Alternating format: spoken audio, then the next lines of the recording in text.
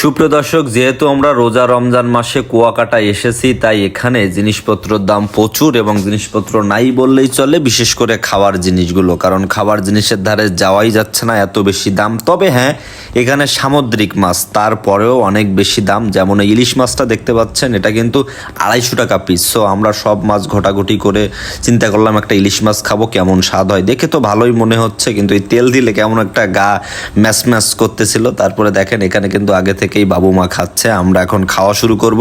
So সে কিন্তু এখানে মানে ঠিকঠাক করতেছে। আমি তো মানে ফুল বলদের মতো যে কি যে হবে, কি তরকারি, মনে করেন সবাই রোজা টোজা ছিল। আর তার সন্ধ্যার পর থেকে তো মানুষজন খায় না, এখানে কম মানুষ, তবে সব কিছু ঠিকঠাক, কোনো প্রকার খারাপ কিছু আশেপাশে হচ্ছে না। তো একটা জাদু দেখলেন কি, আমি মাছ নিলাম প্লেটে, সাথে সাথে ডাউল হয়ে গেল।